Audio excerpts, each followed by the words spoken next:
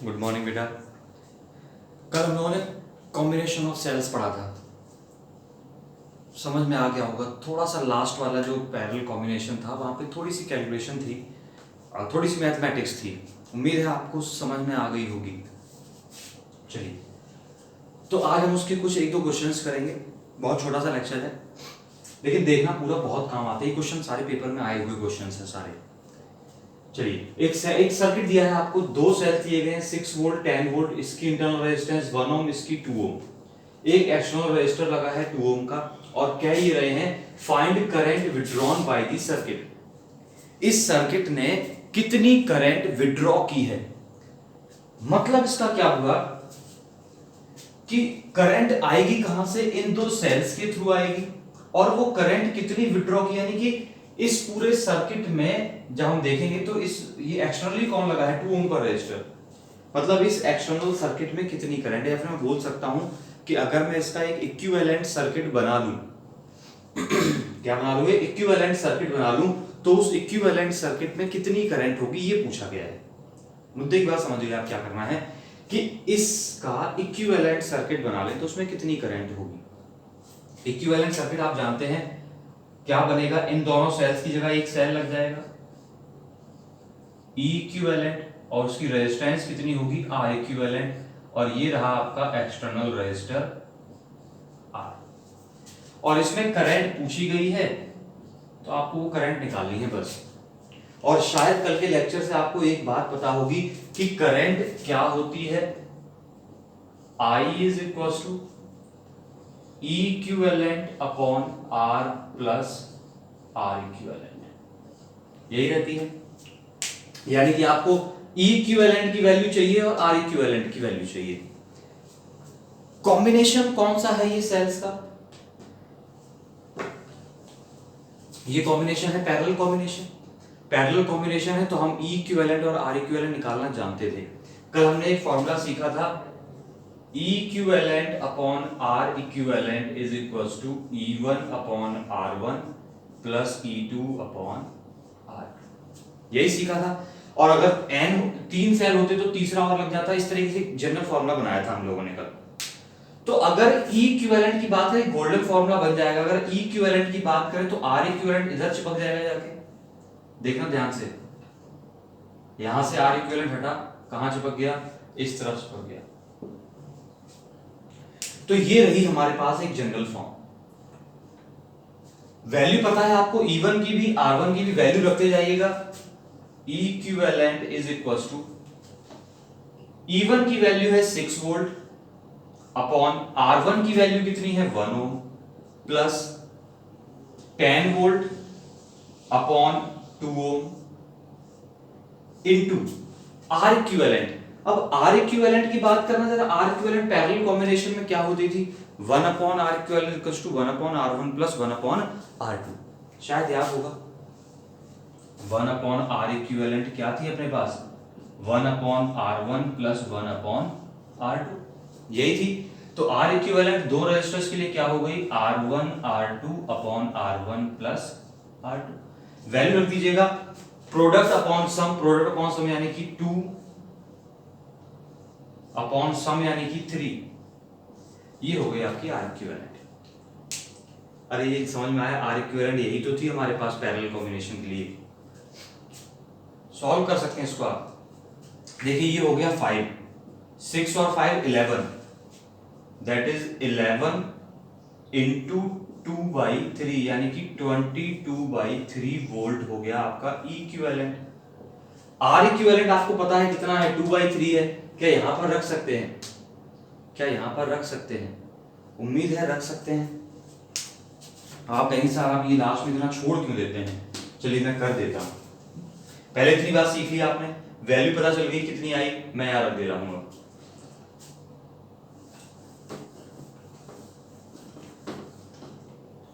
तो I कितना बन गया आपके पास, E इक्विवेलेंट यानी कि 22 divided by 3 divided by R यानी कि एक्सटर्नल रेजिस्टेंस 2 प्लस का R इक्विवेलेंट कितना था, अभी हम लोगों ने निकाला था 2/3।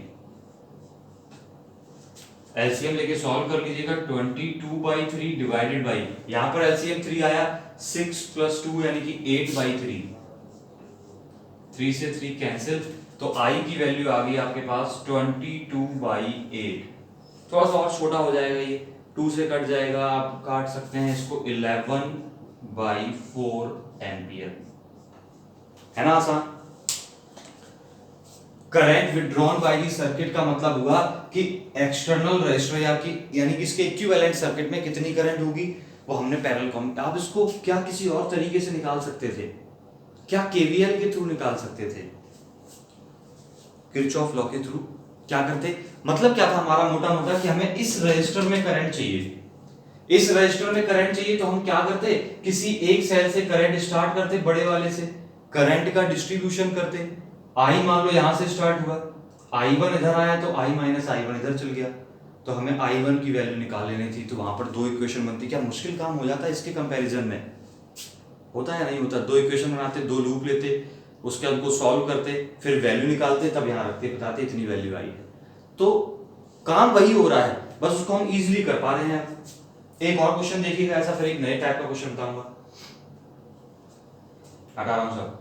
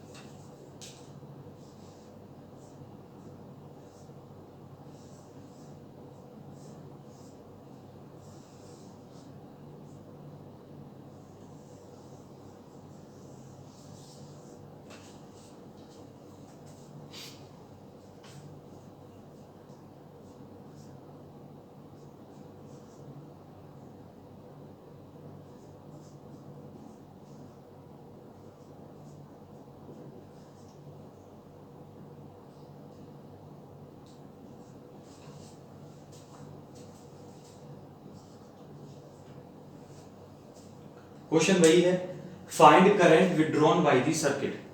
अब यहां पर दो की जगह तीन सेल हो गए, कोई फर्क नहीं पड़ा ज्यादा, दो की जगह कितने सेल हो गए हैं, तीन सेल हो गए हैं।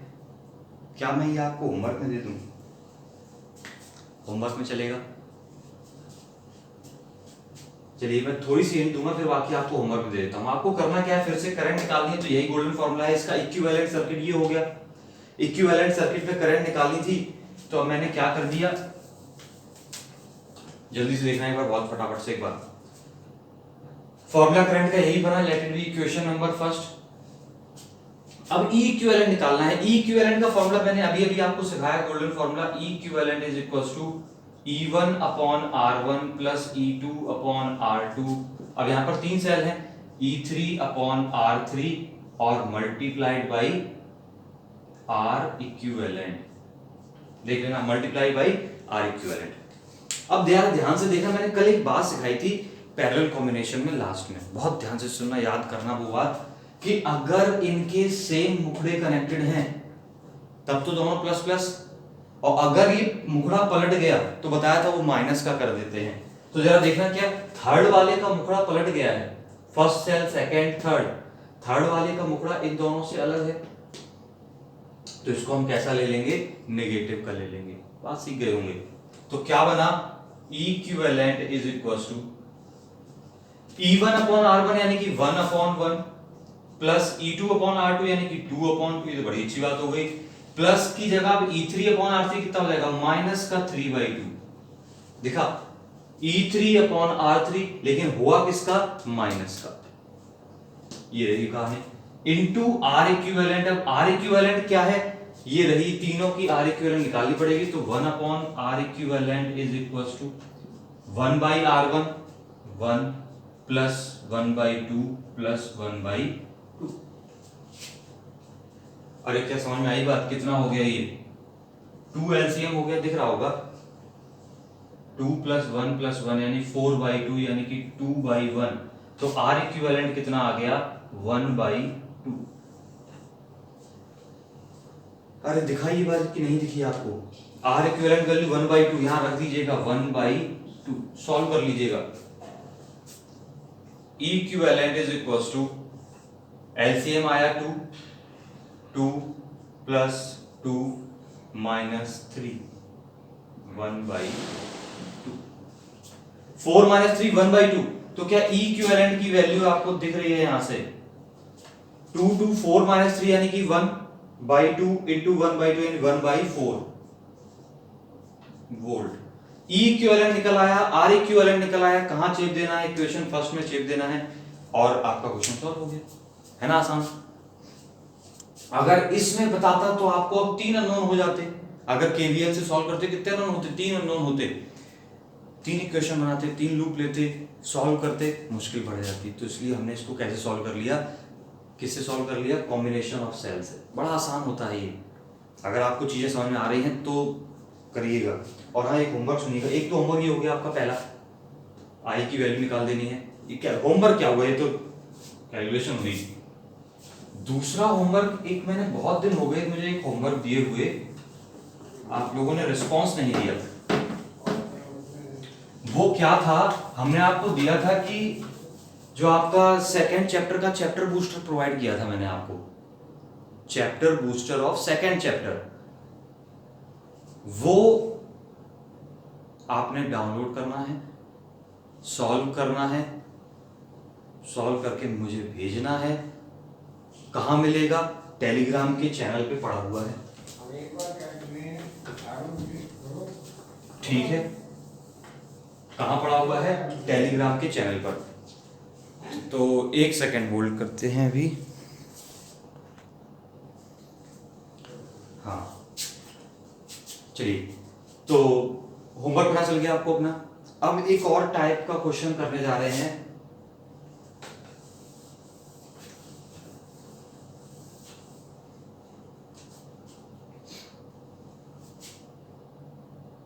ग्राफ बेस्ड क्वेश्चन है ये।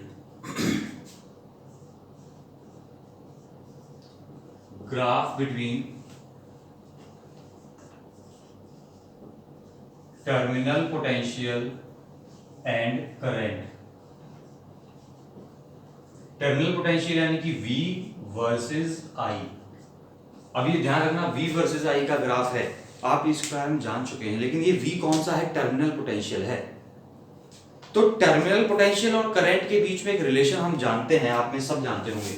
देख लेना, ये क्वेश्चन बहुत है, पेपर में आ रहा है, इस पे लिख लेना, इंपॉर्टेंट, पेपर में आ रहा है, छप चुका है ये। क्या है क्वेश्चन? क्वेश्चन नहीं, इक्वेशन क्या है? V equals to E minus I R. यही होती है इक्वेशन, सबको याद है, terminal potential E minus I R, और in case of charging E plus I R. तो जनरली जब हम सर्किट्स की बात कर रहे हैं तो ये किसके केस में है?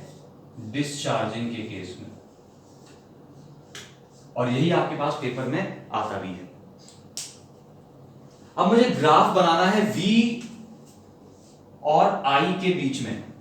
क्या ये एक लीनियर इक्वेशन दिख रही है आपको? लीनियर इक्वेशन का मतलब होता है जिसमें कोई पावर नहीं है, और लीनियर इक्वेशन है तो इसको मैं कंपेयर कर रहा हूं y equals to mx plus c से। y equals to mx plus c से। आई आर को हम क्या ri लिख सकता कि आपको समझ में अच्छे से आएगा? ri और आई आर एक ही बात है। y इक्वल्स टू, ये रहा y इक्वल्स टू, अब mx इसमें कहां पर दिख रहा है आपको? क्या ये दिख रहा है mx? ये रहा mx और ये रहा c। क्या ये माइनस का है? दिख गया होगा आपको इतना। तो इस पूरी कहानी में अगर मैं बात करूं, बेसिकली क्या होता है, m, ये जनरल फॉर्म होती है mx प्लस c। तो m की वैल्यू आपको कितनी दिख रही है? क्या माइनस की r दिख रही है, नेगेटिव r? x कितना हुआ i और c कितना हुआ e।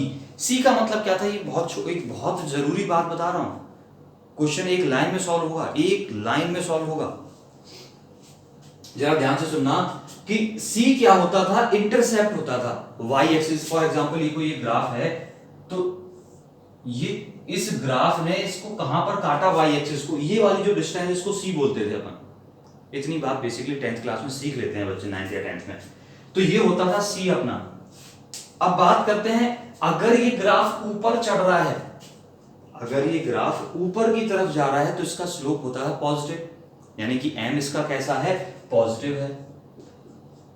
और अगर यही ग्राफ नीचे की तरफ आने लगे, ये हमने 11th में सीखा भी था जब ग्राफ बनाए थे, किसके velocity time graph, exposition time graph बनाया तभी सीखा था। इसका m कैसा होता है, नेगेटिव होता है। यानी ग्राफ अगर ऊपर चढ़ रहा हो तो पॉजिटिव स्लोप है, ग्राफ नीचे आ रहा हो तो नेगेटिव स्लोप है। अब यहां पर देखना क्या स्लोप की वैल्यू -r है, तो हमारा जो ग्राफ बनेगा वो किस कैटेगरी का बनेगा, इस कैटेगरी का या इस कैटेगरी का बनेगा, डेफिनेटली इसका बनेगा। सुन लीजिए बात। चलिए तो हम ग्राफ बना देते हैं और फिर कुछ पंच लाइन्स बताएंगे आपको। इन दोनों इक्वेशंस को कंपेयर कर लेंगे अभी। तो कंपेयर करने पर c कितना आया, e के इक्वल। c का मतलब क्या था, intercept on v axis. c की वैल्यू पता चल गई e, और m कितना आया, m यानी कि स्लोप कितना आया, नेगेटिव का r। दिखी थी बात। चलिए तो ग्राफ कैसा बन गया, ये रहा आपका ग्राफ, ये रही टर्मिनल पोटेंशियल, ये रही करंट, और इसका स्लोप क्या बताएगा, क्या बताएगा, क्या इस ग्राफ का स्लोप इंटरनल रेजिस्टेंस बताएगा, इस ग्राफ का स्लोप क्या बताएगा, इंटरनल रेजिस्टेंस। पंच लाइन सुनना। अच्छा ये वाली हाइट बताना, ये क्या होगी, इस पॉइंट को आप क्या नाम देंगे, ये क्या है, y एक्सिस पर इंटरसेप्ट है, और इंटरसेप्ट है किसके बराबर, क्या ईएमएफ के बराबर है। यानी कि ये जो पॉइंट की लोकेशन है वो हमें क्या बताएगी, ईएमएफ बताएगी। और यहीं से क्वेश्चन आता है, ग्राफ बन के आता है, आपसे पूछ देते हैं find the EMF of the cell, find the EMF of the cell. हटा रहा हूं ये आपने नोट कर लिया है। अब ये स्लोप का मतलब क्या है, अब नेगेटिव ऑफ इंटरनल रेजिस्टेंस का सेंस नहीं है, तो हम क्या कर रहे हैं, स्लोप क्या बता रहा है, इसका स्लोप ये बता रहा है कि स्लोप नेगेटिव है, और बताएगा क्या, क्या इंफॉर्मेशन देगा वो मुझे, इंटरनल रेजिस्टेंस की इंफॉर्मेशन देगा। बन गया इतना, दोनों पंच लाइन्स में लिख लीजिएगा। अब ऐसा भी तो हो सकता है कि ये ग्राफ हम एक सेल के लिए बना रहे हैं, एक सेल के लिए बना रहे हैं तो वो सेल का ईएमएफ बताएगा। अगर हम किसी कॉम्बिनेशन ऑफ सेल के लिए बना रहे हैं तो फॉर एग्जांपल मैं अगर किसी कॉम्बिनेशन ऑफ सेल के लिए बनाऊं इसको,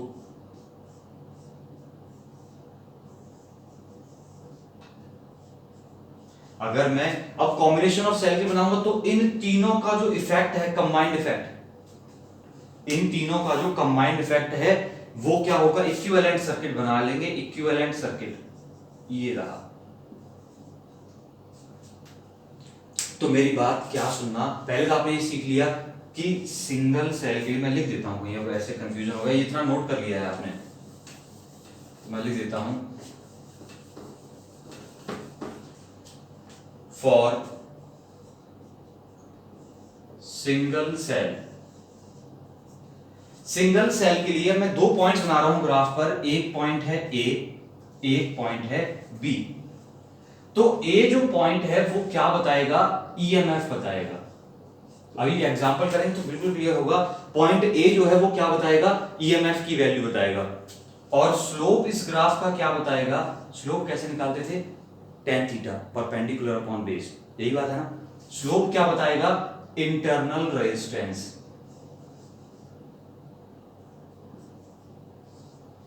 ऑफ सेल। क्लियर इतनी बात। और अगर ये बात मैं करूं फॉर किसी कॉम्बिनेशन के लिए, फॉर कॉम्बिनेशन ऑफ सेल, अगर किसी कॉम्बिनेशन के लिए बात करेंगे तो ग्राफ बनाएंगे, तो ग्राफ बनता है फाइनली किसी एक सेल के टर्मिनल पोटेंशियल के साथ नहीं बनता है, किसके साथ बनता है, अब क्वेश्चन ही कह रहा है, मैं नहीं कह रहा कुछ भी, मैं नहीं कह रहा हूं, केस कह रहा है कि कॉम्बिनेशन ऑफ सेल के लिए अगर मैंने टर्मिनल पोटेंशियल का ग्राफ बनाया करंट के साथ, तो क्या बताएगा, कॉम्बिनेशन ऑफ सेल का मतलब हुआ कि पूरे कॉम्बिनेशन के लिए बनाया है, तो हमें क्या सर्किट मिलेगा, ई इक्विवेलेंट मिलेगा और आर इक्विवेलेंट, ये हुआ हमारा इफेक्टिव सर्किट। तो अब मैंने इसके लिए ग्राफ बनाया है जब, तो ग्राफ में जब फिर इक्वेशन क्या बन जाएगी, V equals to E equivalent minus I R equivalent. तो आप समझ गए मेरी बात कंपैरिजन से कि इस बार ये वाला पॉइंट क्या बताएगा, इक्विवेलेंट ईएमएफ बताएगा, और स्लोप क्या बताएगा, इक्विवेलेंट इंटरनल रेजिस्टेंस। तो मैं क्या बता सकता हूं कि पॉइंट ए जो है, पॉइंट ए जो है वो क्या बताएगा, इक्विवेलेंट ईएमएफ और स्लोप क्या बताएगा, इक्विवेलेंट रेजिस्टेंस यानी कि आर इक्विवेलेंट, ई इक्विवेलेंट। ये बात बहुत जरूरी है आपके समझने के लिए। अगर ये ग्राफ एक सेल के लिए बना होगा तो ये वाला पॉइंट क्या बताएगा, ईएमएफ ऑफ द सेल। अगर किसी कॉम्बिनेशन के लिए दिया जाएगा तो ये पॉइंट क्या बताएगा, equivalent EMF of the combination. सीख गए हैं। अब यहां से एक क्वेश्चन आता है पेपर में, सुनना ध्यान से, हटा रहा हूं इसको मैं, ये बहुत जरूरी है, पेपर में छप गया है, मान के चलिएगा। जो क्वेश्चन मैं कराने जा रहा हूं वो वैल्यू चेंज हो सकती है लेकिन क्वेश्चन नहीं बदलेगा।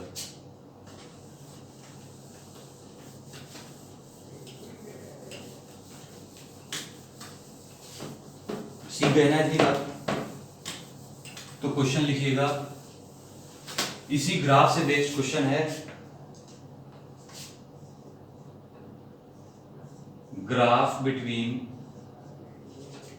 टर्मिनल पोटेंशियल, लिखते रहिए साथ साथ, अरे कॉपी पेन लेके बैठे होंगे, मैं बोल रहा हूं आप लिखते रहिए। Graph between terminal potential and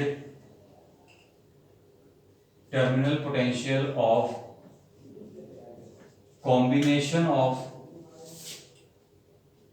3 identical sales in series. क्या सेंटेंस बना, graph between terminal potential of combination of 3 identical sales in series versus current.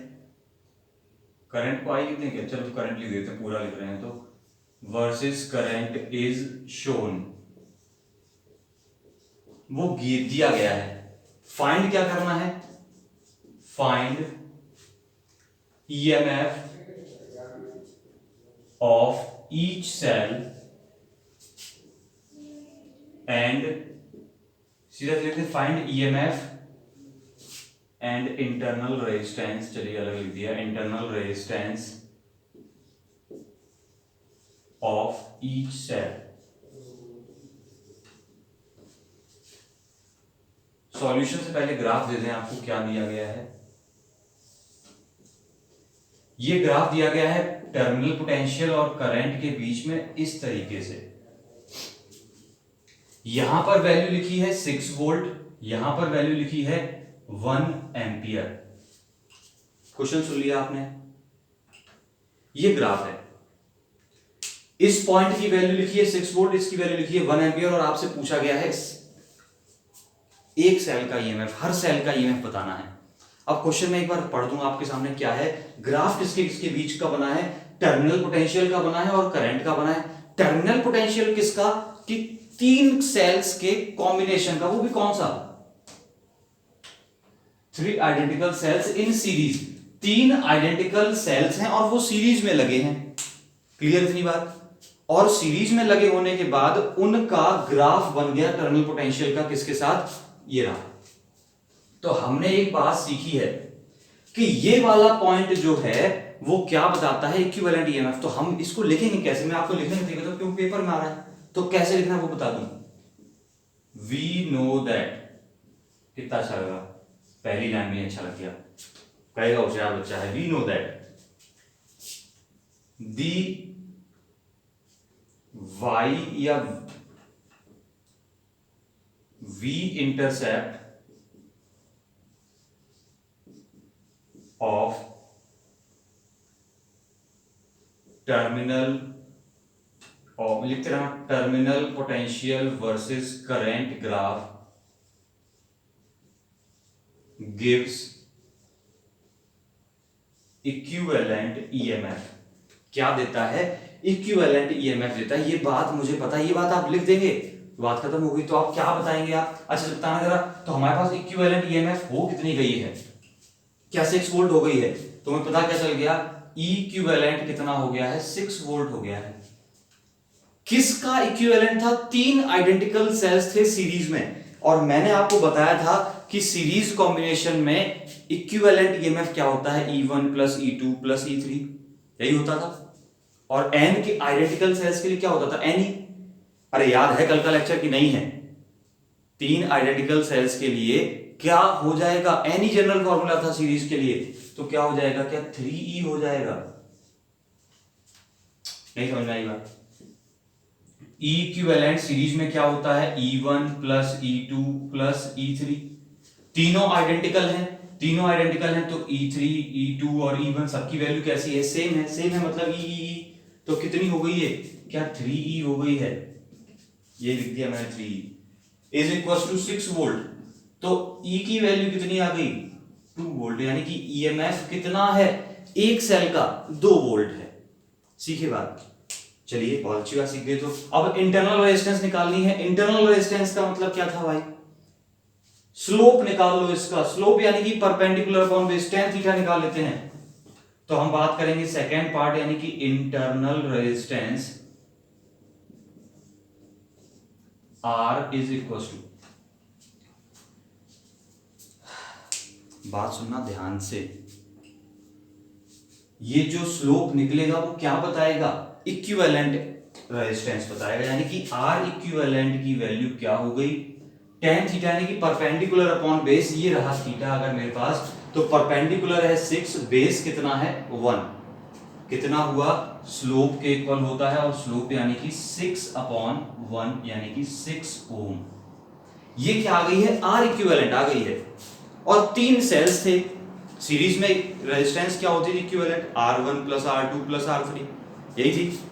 तो क्या बन गई है, अरे NR हो गई क्या, जैसे यहां पर E प्लस E था 3 के लिए, वैसे ही कितना हो गया 3R इज इक्वल टू 6, तो R is equal to 2 Om.